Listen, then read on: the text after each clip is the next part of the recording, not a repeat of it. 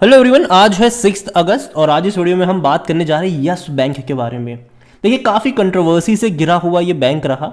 दिवालिया होने वाला था, बचा लिया गया और बाद में कई बार अच्छे से यहाँ पर फंड रेजिंग भी हुई। काफ़ी लोगों ने बचाने में इसको मदद भी करी।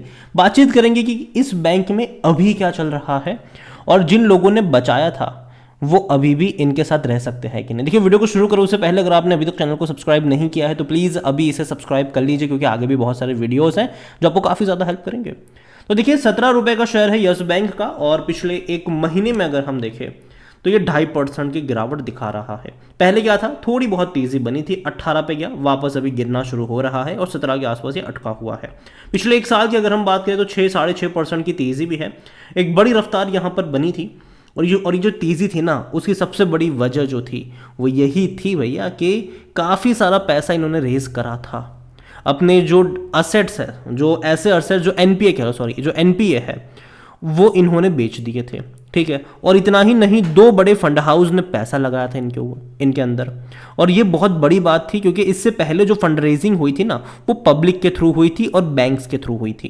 लेकिन इस बार किसी इंडिविजुअल फंड हाउस ने पैसा लगाया था, जिसके चलते कॉन्फिडेंस देखो बिल्ड होता है और वो हुआ भी।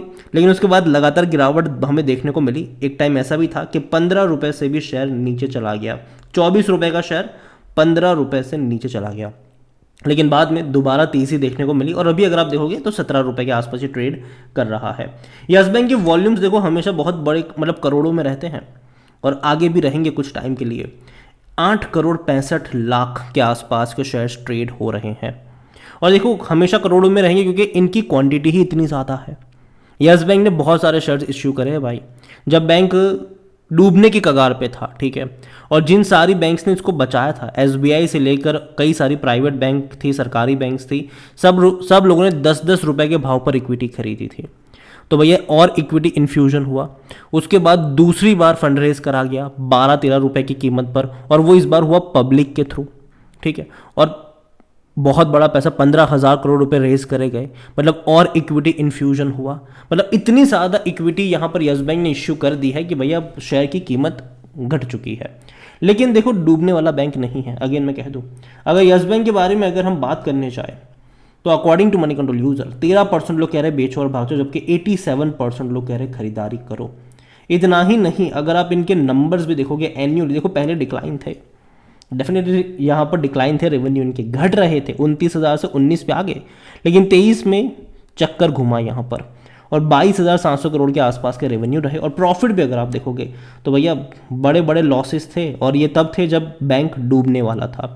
22,700 करोड़ का लॉस इसने कर दिया था 2020 फाइनेंशियल ईयर में और 21 में 3,500 करोड़ का लॉस था। लेकिन 22 में 1,065 करोड़ प्रॉफिट और 736 करोड़ प्रॉफिट।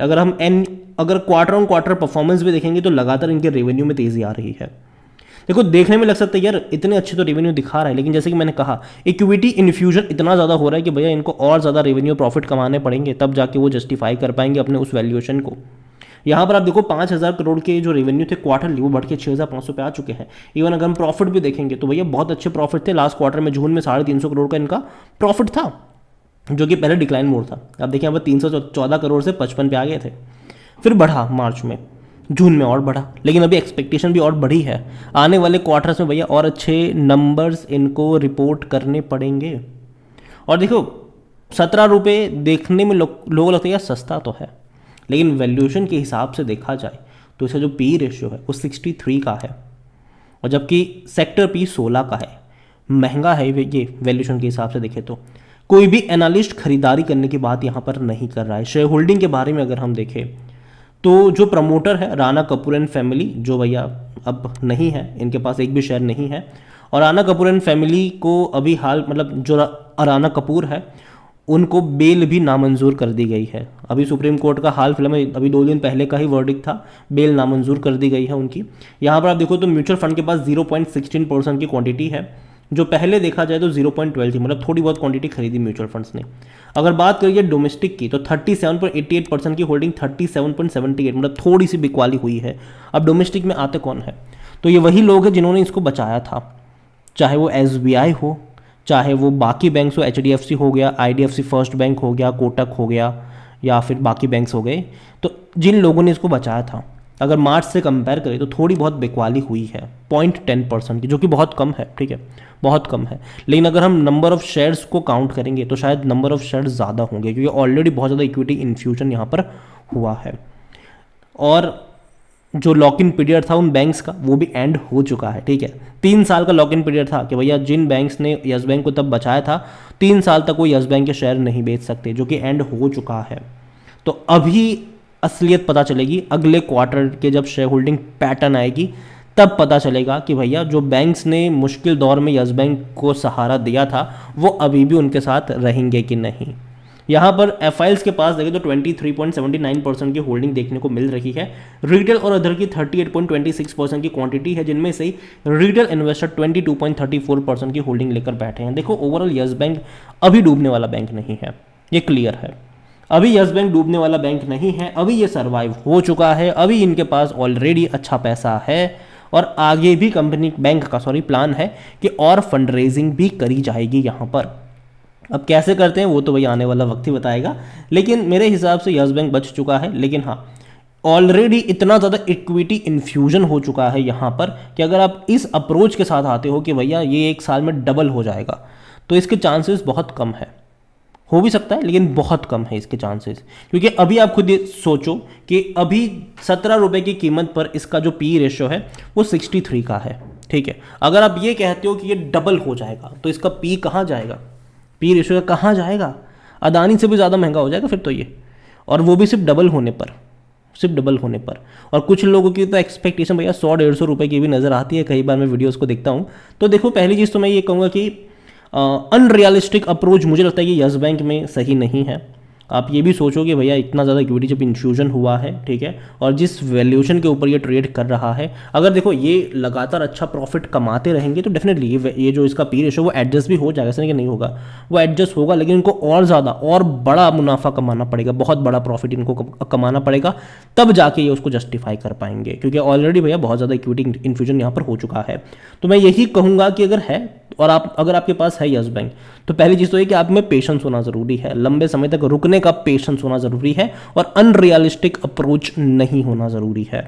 अगर आप इस एक्सपेक्टेशन के साथ आते कि हाँ भैया चलो साल में यहाँ से या फिर 15 या 20 या 25% का रिटर्न मिल जाएगा, जो कि बहुत अच्छा रिटर्न है, ठीक है, देखा जाए तो अगर उस अप्रोच के साथ आ रहे हो तो हाँ तब ठीक है, ठीक है, तब कोई दिक्कत नहीं है। लेकिन अगर आप डबल हो जाए, क्योंकि आजकल यही हो रहा है भैया, सबको भैया पैसा डबल करना है, महीने में, 2 महीने में, 3 महीने में, तो ये हो रहा है, ठीक है। अभी तो अनरियलिस्टिक अप्रोच मुझे लगता है कि यस बैंक में उतना काम नहीं करेगा। अगर ये 2 रुपये बढ़ेगा तो 1-1.5 रुपये नीचे भी आ जाएगा। तो यही कहूँगा मैं आपसे, यस बैंक को लेकर अगर है तो रखे रह सकते हो, बस आप में जो अप्रोच है वो लॉन्ग टर्म का हो और अनरियलिस्टिक अप्रोच नहीं होना चाहिए। अगर आपको फ्रेश बाई भी करना है तो मुझे लगता है कि 15-16 रुपये का जो रेंज है वहाँ पर आपकी नज़र होनी चाहिए। देखो अभी बाजार जो है ना वो ऑल टाइम हाई पे बैठा है। निफ्टी बैंक भी अगर आप देखो तो ऑल टाइम हाई के आसपास ही बैठा है।